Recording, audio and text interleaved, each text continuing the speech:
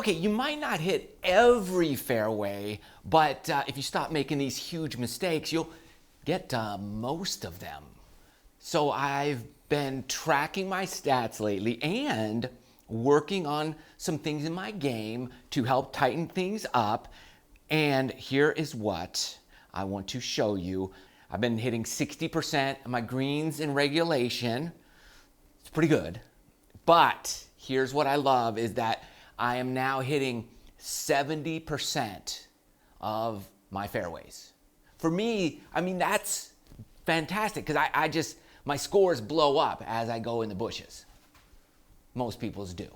So what have I been doing and how can this help you? Because do you want to hit 70% of the fairways? So hugest mistake numero uno that I see and that I had to eliminate from my own game is this with your tee shots, particularly your driver. It's even worse with this, is your initial trigger to start your swing. Pros do this. Don't copy the pros, all right? You don't know why they do what they do, and we don't practice as much as they do. So let's just not copy them too much. Don't do the forward press to start your swing. Typically, this really is a bad thing because it opens that club face up and it initiates and engages a lot of things we just don't want, like our wrists and whatever. And you open that face a little bit, your brain knows, I gotta shut it somehow, I gotta square it.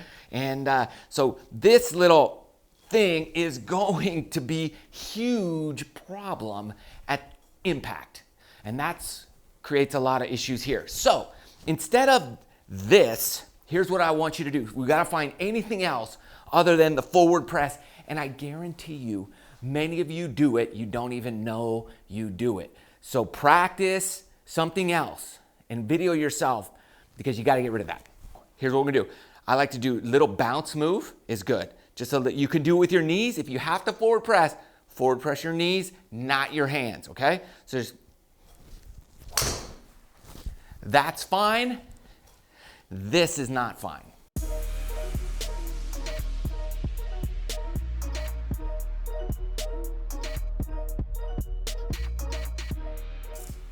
Next up is this huge thing that people don't even realize they do is we get that ball moving way too far back in our stance. So we always should be doing a checkup on our ball position. Whether we got it good or not, you got to do it. It's like going to the dentist, okay? Get your teeth checked, get them cleaned, you're good to go for a while. Every now and then, at least once a month, when you're at the range, just check your setup. I like to put a alignment stick down right here. Middle of my stance. This is the easiest way to do it. Just throw it down, have it, inside of the ball a little bit, and I just go middle of my stance, and then I put my driver ahead of that. So stick is in the middle, and then head is one. I've got a head width here, and then the ball. So the ball is kind of on my left ear. Now I'm not pushing my hands here. My hands stay center, and I just move the head forward by doing a little spine angle tilt. That's going to be a pretty good and consistent ball position. As we get that ball going back too much, creates a whole host of other issues.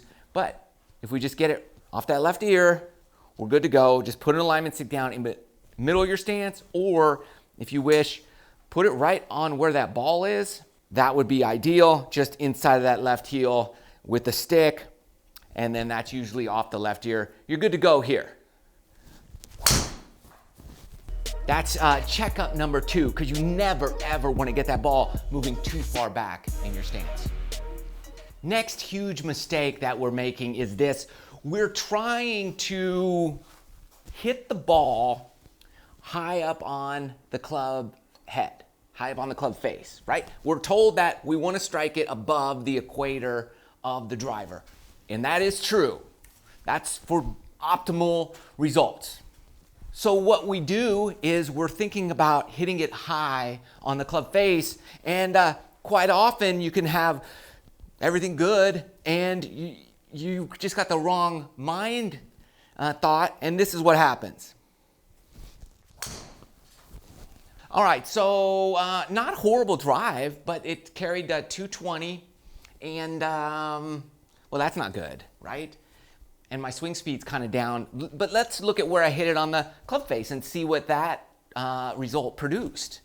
Well, looky here. Look how high I hit it on the club face. Like, that's a little high, but it's pretty good, right? But we got low spin. We like that. Didn't go very high. That's weird. Didn't go high. Look at my attack angle on this shot is 0.6. It's basically level. But the problem is, what happens is we start going down and we hit down on that golf ball, all because we want to hit it high on the club face. That's the thing. Hitting high on the club face many times forces us and causes us to start hitting down with our driver. Huge, huge mistake. We actually want to hit up with the driver. And if you come in just low with your hands and body and keep a good body position, what happens is you will hit it higher up on that club face. See, this is much better. It's above the equator, high up on the club face, and my attack angle is 5.2 degrees up. So I'm swinging up and hitting it higher up on the club face, way more carry, way more distance, even a lot less spin than the previous one, all because I stopped hitting down on the ball and I started hitting up on the ball. So if you're wondering why you're striking it good and it sounds good, but it's going nowhere, it could very well be because of your attack angle. And that's really easy to fix. You just got to start thinking, swinging a little bit up with your driver. Don't get too technical here. Just start thinking a little bit different. Easy fix for you. And this next huge mistake, its fix will help you with the hitting down on the golf ball too. So it's kind of 2 for 1 here. This is what happens way too much for a lot of people, and they whip that club inside here, and they always wonder, man, I hit my 3-wood so good, but then my driver, I can't hit it. And if that's you, this is why. And it's because you're whipping that club head inside, because it's exponentially more difficult between a 3-wood and a driver when you start pulling that club head in, because you're longer club, a lot of things. So we really have to keep that club out here and our hands inside. We do this, we're dead meat. Here's how you fix it. Take your club head cover, put it kind of back here behind your ball, way back. Like if you're hitting off a mat, I like to go just beyond the mat. And I like to be a little bit, not straight back, but a little bit outside of straight back. So I'm actually trying to get my club head over that, because you start doing this, no good. You don't want this hand motion to happen. You want that to stay straight back here, and then you could come slightly from the inside of that on the downswing. That's going to correct many things that are wrong in your life already. I'm just trying to keep that club head out there and not get it in here. Almost trying to hit it. See, that I like. Nice 254 carry, rolls out 286, low spin, not a lot of like side to side motion with that golf ball. I can work with that. I can't work with giant wiggly slices all over the place. And let me show you what that looks like on video. All right, you come here and you look at that swing. Here we go. And I'm really trying to get that club head out over the club head cover there on the backswing. And I really felt like I'm taking it way outside, but if you look, it's perfectly on plane with that shaft plane line right there. And I felt like I was like, honestly, I felt like that club was way out here, and obviously it's not. It's perfect right there. And then notice I'm able, and I have space to come from the inside here and attack that ball and make great contact, releasing through. That felt really good.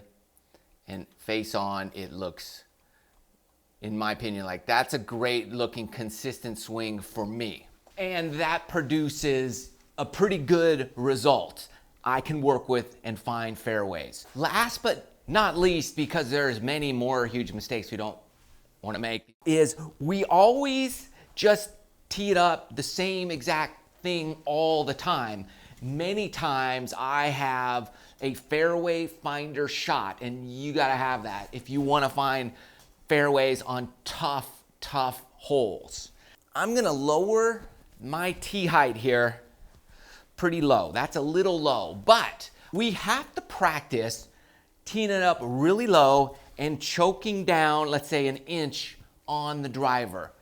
Big mistake is nobody ever does this, and this will help you on those tough driving holes, controlling your rhythm, tempo, timing, and your shot. Here, when you do this, it forces you, and automatically I'm thinking to myself, dude, don't swing hard. This is a fairway finder shot. That's all I'm looking for. Choke down, and I'm playing like a little cutter out there.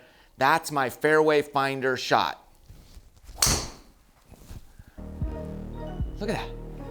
I'll take that cutter any day of the week. If I know it's gonna do that, I can find just about any fairway I want to when it's tough and crazy out there. Those are the top 5 biggest mistakes we're making with our driver tee shots. Good luck to you. Love you guys. See you in the next video.